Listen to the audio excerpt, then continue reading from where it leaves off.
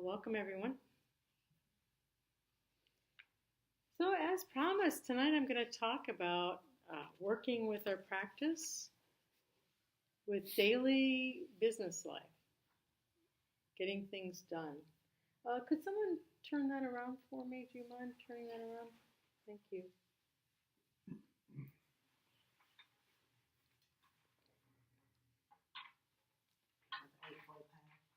Yes, thank you. That's great, thank you. So this is actually a continuation of the talking of the Noble Eightfold Path that I've been covering. And this part tonight I'm covering is on wise livelihood or right livelihood, which is Sama Ajiwa. I think what's really neat about this Eightfold Path, this was what the Buddhist prescription for awakening, right? Follow this Eightfold Path and you will become free from suffering eventually. And it's a wonderful prescription. And the greatest thing about it is that it covers every area of our life. It really does. The human mind tends to, I've noticed, I know mine does, and I've noticed other people say the same thing, tends to compartmentalize our lives.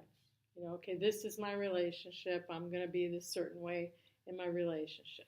Okay, and then this is my work, and I'm going to be this way at work. And now I'm going to be a spiritual person. I'm going to meditate and practice. Right? So it's easy to be one person in certain contexts and a different person in other contexts. And what the Buddha was teaching us is actually no. We need to bring our practice into every area of our life, every context. We can't ever be lazy or relax. We need to be constantly practicing. So wise livelihood.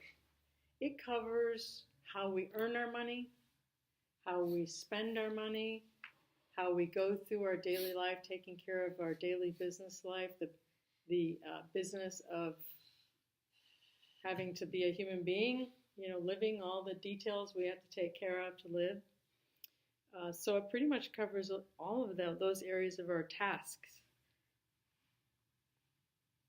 And if I were to just say one statement about the whole thing, I would say that basically we want to cause no harm through our day. We want to actually promote, to the best of our ability, not act in ways that are going to promote any more difficulties or unwholesome states of mind. So we want to be constantly cultivating wholesome states of mind, goodwill, acts of kindness, things that aren't going to be causing ourselves or anyone else harm as we go through our daily life. That's it. But it can get really tricky and it can get very intricate if we look, at the little nuanced details once again. I also want to say that it's an individual thing, that everybody, my way of practicing wise livelihood might look different from how you practice wise livelihood, depending on our conditioning, our priorities, our practices, right? So it doesn't always have to look the same way. It's interesting, as I decided, this is the topic, and I worked with a client the other day, and one of the reasons she lives in another state, she wanted to confer with me, she's got all this frustration at work. She works in a medical setting as a nurse, and she said that she has a really high work ethic. So she wants to make sure all the patients are really well taken care of, and that a lot of the newer people don't share the same work ethic. So a lot of balls are dropping. And before, she was running over and she was doing everybody else's work for them, picking up their balls that were dropping, and then she was resenting them. And so we worked together on what she felt comfortable with, setting healthy boundaries, what was realistic to be able to do, what was unrealistic to be able to do, and let her really explore her practice, her coming into her work life.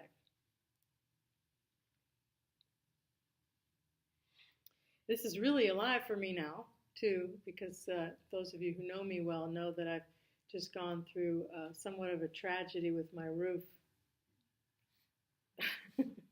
And I'll spare you all the really ugly details, but I'm getting my roof replaced. In fact, it should be done right now. But the first person that I hired to do it was unqualified and ended up causing more harm than good, and I had to get a lot of what he did redone and cost more money, etc., etc. So then this lady that I conferred with the other day for her work, she says that not only are a lot of the other people on her staff not doing their job, they're taking extra long breaks, and then they're on their smartphones doing Facebook and Instagram and all kinds of things regularly while they're working. Right? So it seems like that kind of behavior is not practicing wise livelihood. Right? Maybe it's not. It's at least my roofer wasn't. Oh, geez. But it's been good for me doing a lot of practice. So the right livelihood, right or wise livelihood, is part of the second division. The first two, right and wise view and right and wise thinking, are the first division of wisdom division. This is the second division, wise action, wise speech, and wise livelihood, is the ethical division. How we're acting in the world, how we're moving through the world, our body, our mind, our behavior. And it's a really important part of the Noble Eightfold Path. This ethical or sila division is really important because if we're doing all this meditation and we're practicing being wise and then yet we're causing all this harm in our daily life, it's going to negatively impact our practice.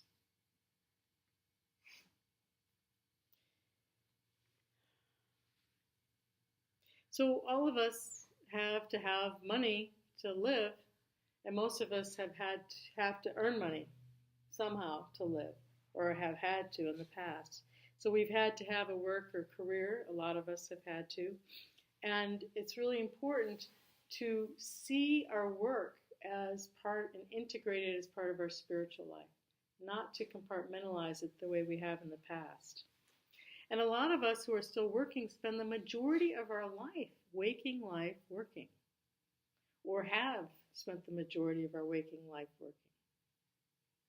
So it's really, it would behoove us to not include that as important part of our practice. So the Buddha has all kinds of suttas on how to work and be ethical in our work, and how to earn money, and what to earn money, and what not to earn money. But he says that working is an important part of our practice for lay people, and that we want to earn our money a certain way so that we can be generous with our families first, take care of ourselves and our families first, and then our communities and spiritual communities and neighbors and second. So he started with our inner circle, and then making sure that all of our outer circles are taken care of. So even if you're retired, you spend a lot of time taking care of business. What kind of business things do you take care of every day? One or two words. Pay bills. Pay bills. They keep coming. They don't realize you're retired, right? Right. What else? Emails. Emails. That sounded a little dread to the. Yes. Did I hear dread? They do keep coming.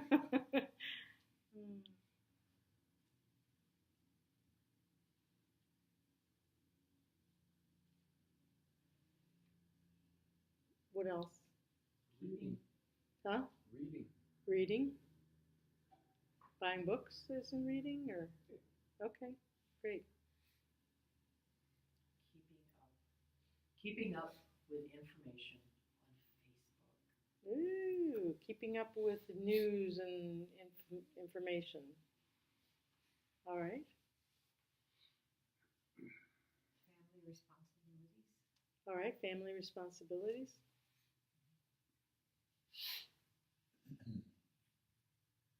Going to the bank, buying food, Cooking food. cooking food, going to the gas station. So a lot of this is not for me to say how we're supposed to be doing this. Most of this is about, it's an inquiry for each and every one of us. How do we go through life?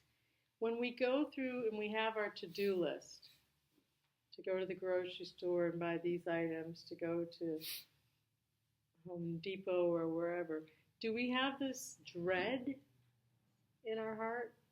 Like, oh, gotta do, gotta do. I used to call my one good friend, I used to call him Mr. Gotta Do.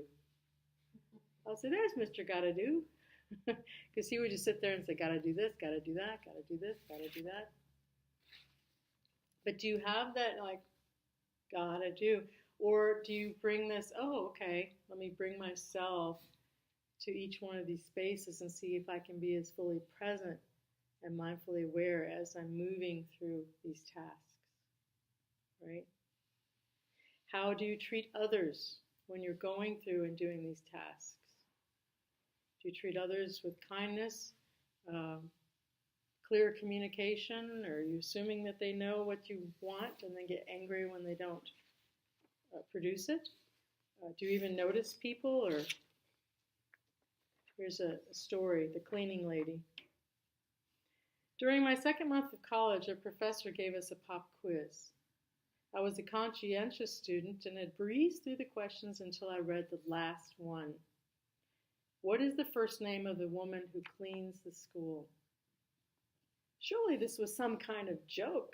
I had seen the cleaning woman several times. She was tall, dark-haired, and in her 50s, but how am I supposed to know her name? I handed in my paper, leaving the last question blank. Just before class ended, one student asked if the last question would count towards our quiz grade. Absolutely, said the professor. In your careers, you will meet many people. All are significant. They deserve your attention and care, even if all you do is smile and say hello. I've never forgotten that lesson. I also learned that her name was Dorothy.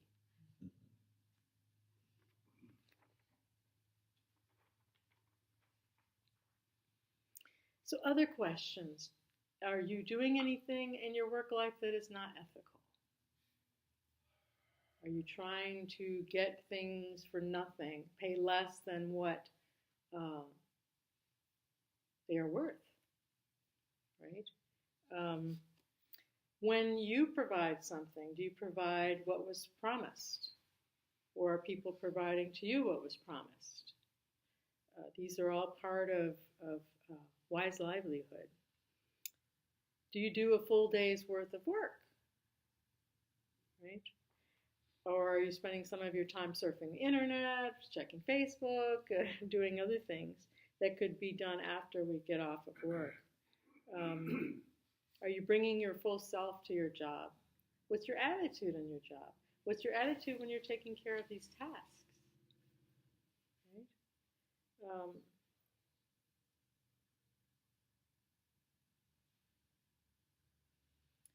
Is what you're doing helping cultivate greater awareness and greater kindness, or what you're doing cultivating more annoyance and frustration and impatience? Right? So we want to constantly be looking at, what am I bringing to the table? What am I cultivating right now? Oh, can I make a shift to cultivate patience, kindness, integrity? Being integritous with my word. I'm going to be there at 6 o'clock, and if I can't be there at 6 o'clock, I need to call and renegotiate and let people know I'm running a few minutes late. Right? Not a lot of excuses and stories. So the Buddha, for a lay disciple, he taught that wealth should be gained in accordance with these certain standards up here on the right-hand side. Wealth should be acquired legally. It should be acquired peacefully. It should be acquired honestly, not through trickery or deceit. And it should be acquired in ways that don't entail harm and suffering for others. These are the specific kinds of livelihood that he said to avoid, and that's over on the left-hand side. He said avoid dealing in weapons. My brother used to work for Intel. He's an engineer, mechanical engineer, and he quit his job because he was designing weapons of mass destruction. And he couldn't sleep at night because he was designing, how to kill the most number of people, and you have to do it precisely, or yeah. Dealing in weapons, and that can look a lot of different ways. Dealing in living beings, including raising animals for slaughter, as well as slave trade, prostitution. This can get really tricky. That can include watching pornography. Are we cultivating harm done to other people? Dealing with the meat production and butchery. So he said to avoid any of that. Do you hunt? Do you fish? I mean, how deep do you want to go with this? It's, like I said, it's an individual thing. Dealing in poisons and intoxicants. Are you a pharmacist?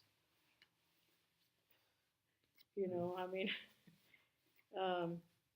dispense drugs like antibiotics. I don't know if this is that kill bacteria. Some people get really weird, or insecticides, pesticides. I remember Joseph Goldstein told a talk once, years ago, how when they first got IMS, Insight Meditation Society up in Barrie, they had a problem with termites. I think it was termites, either that or roaches, whatever it was. They were just a whole bunch of them, and then they had this big, well, we can't kill these. That would be, breaking the do no harm part of our ethical practice. And then, of course, these bugs were taking over. And then they finally decided that they had to bring in someone to get rid of these bugs. But what they did is said metta to all the bugs and forewarned them ahead of time.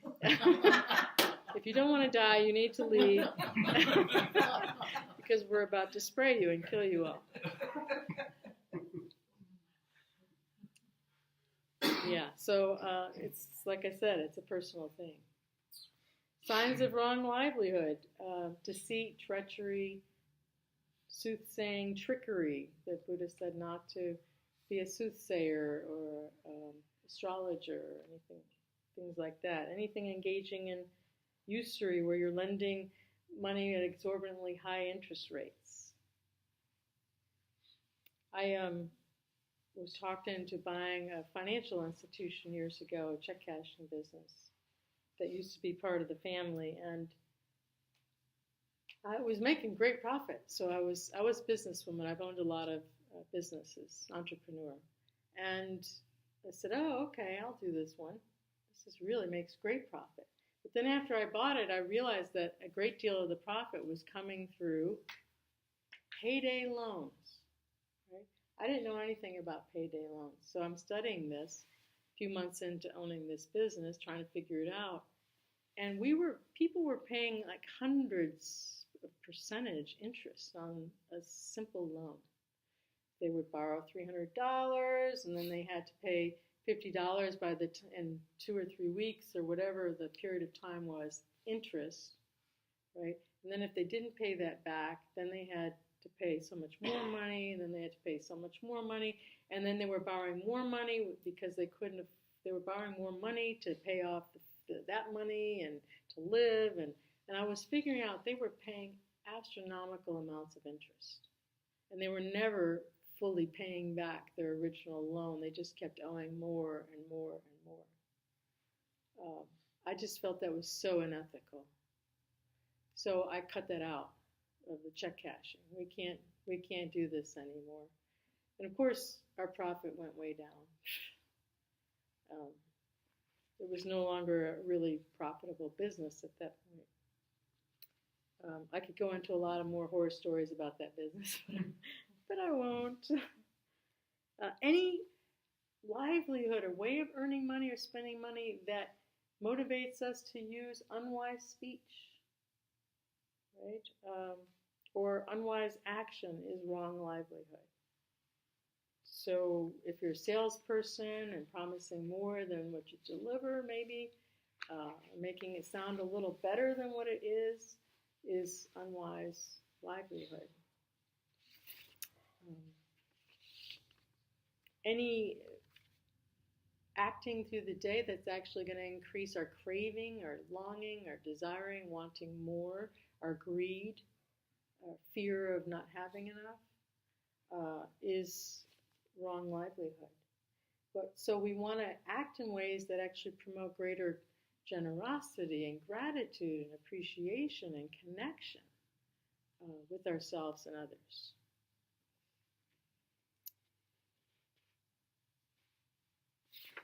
I have wrote in this questionnaire when I teach a class, I have several questions that I ask people to ask themselves with working. Am I amiable and get along with others? Do I avoid gossiping and backbiting during work?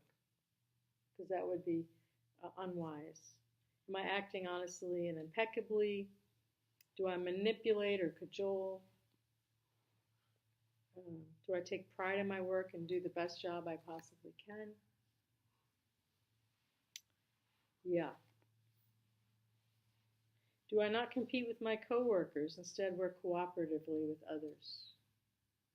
So instead of seeing them as opponents to beat, seeing them as people that we can work together.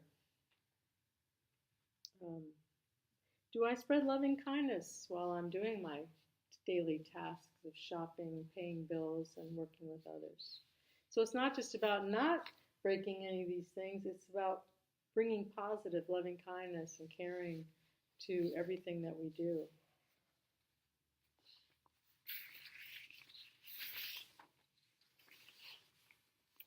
You know, there's so many things. If you're a manager, or an owner, or a business owner, are you paying people commiserate to the work that they're doing? Right? Or are you paying them less because you can get away with it? These are just things to ask yourself. Do you show respect and consideration to all the people, your employees, the customers, the suppliers, the truckers? There's so many people down the line that we're dealing with every day in our work life. Deceptive advertising. I could just go on and on, but the most important thing with this practice is we want to continue to have a daily mindfulness practice, awareness practice, and I see that our sitting to meditate is a formal meditation practice, right? So we're formally opening up to what's here, we're formally noticing our breath, the awareness of our emotions, thoughts, whatever's arising, right? And then we get up and go through our daily life. But I would suggest that we make every move of our day part of our formal practice. Every conversation we have part of our formal practice. Every financial interaction we have part of our, I go to a coffee shop down the road just about every day. And I try, if I can, to put $1 in their tip jar every day. And I don't just slam the tip jar in there. I actually try to say a little word of gratitude to them in my heart every time I drop that tip jar in there. Years ago, I used to sit with a Buddhist monk for 5 years every week for 2-3 hours once a week to learn the formal Buddhist teachings, Buddhist practices. And I would thank him and kind of hand a check over to him for my generosity, my dana that I gave him as payment. And finally he said, this is not how you do this. And I said, what do you mean? He said, you Americans, because he's from Burma, you Americans don't know how to be generous. And I said, well, how are we supposed to be generous? He said, you look me in the eye, you hand me the money like this, and as I'm taking it, you say, thank you very much. I appreciate your teachings. Or something from your heart. And he said, just don't throw the money at me. He said, this is rude. And I'm like, oh, we are so rude. We just throw money.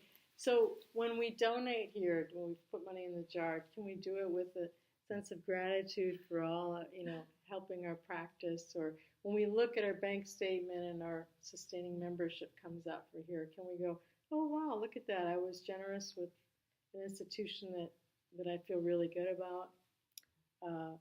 When we pay our bills, can we send loving kindness to the people who are going to be receiving our bills?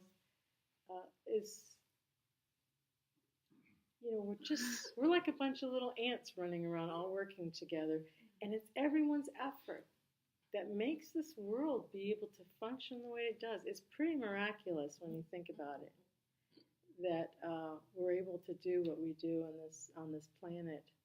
But we could do so much better when we bring our practice to it. There's so many people still starving to death, when there's a lot of food being thrown away. I truly feel that if we all brought our love and our compassion and our mindfulness to our livelihood practices, people would not be homeless. They would not be freezing at night. They would not be hungry. We wouldn't have children starving to death on our planet.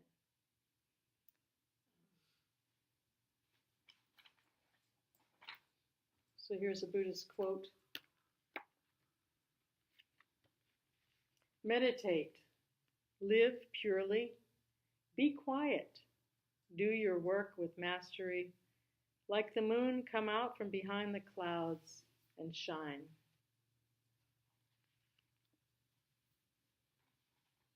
So thank you so much for your caring, your attention, for listening to my thoughts about wise livelihood and about bringing our practice to daily life.